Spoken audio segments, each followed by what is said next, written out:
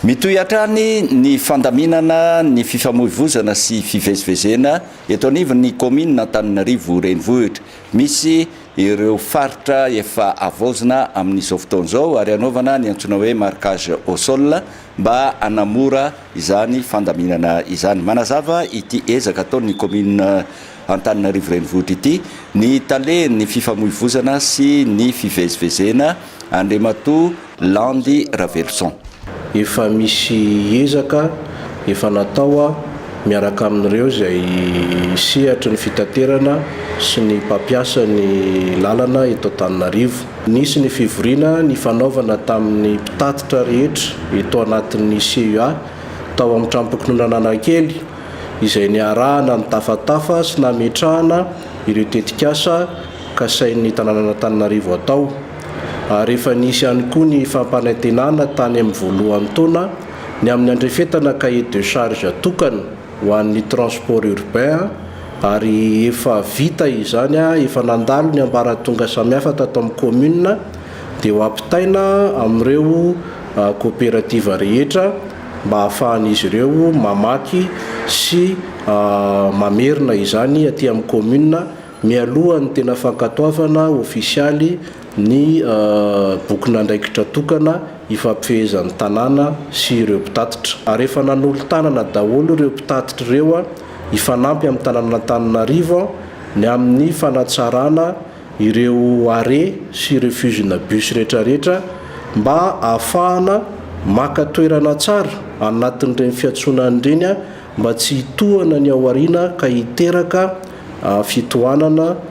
Raha ny mahakasika indray ny fivezivezena tanàn-dehibe na ilay atao hoe mobilité urbaine dia efa nanomboka omaly isika amin'ny fiatombohan'ny marquage au sol eto Analakely. Eto Analakely satria ity no ivitoeran'ny tanàna Antananarivo ka eto no atao modely voalohany mba ahafahana mahita ny fanatsarana izany fivezivezen'ny olona indrindrindrindra mpandeha tongotra eto afovoana Analakely izany. Izy io dia fiaraha-miasan'ny commune miaraka amin'ny Omavety ary ny direction rehetra atao amin'ny commune. Rehefa vita ny eto dia miezaka hatrany mijery indray ireo faritra tena mila izany amin'ny arrondissement enina. Mikasika ny mobilité urbaine misy ifandraisany amin'ny embouteillage izay problématika dia anomboka afaka roa herinandro eo ny fanamboarana ny rond-point eo Ampasika satria dia raha malala ny fitohanan'ny fiarakodia makany amin'ny commune Itosy. Fiaraha-miasa izay ataon'ny tanàna Antananarivo sy ireo commune 7 ao amin'ny faritra Itosy dia nanapaka fa ho amboarina ny rond-point eo Ampasika mba hahafahan'ny fiarakodia mizotra tsy miolakolana na avy any Itosy miditra Antananarivo avy aty Antananarivo mivoaka ny Itosy amin'ny heure de pointe no ilazantsika azy. Ao aorian'izay dia mbola misy koa ireo toerana maro izay fantantsika mivoaka amin'ny lalam-pirenena rehetra toy ny eny Analamahitsy amin'ny RN3 dia eny Mahazo amin'ny RN2 ary ny RN4 makany Ambohimanarina.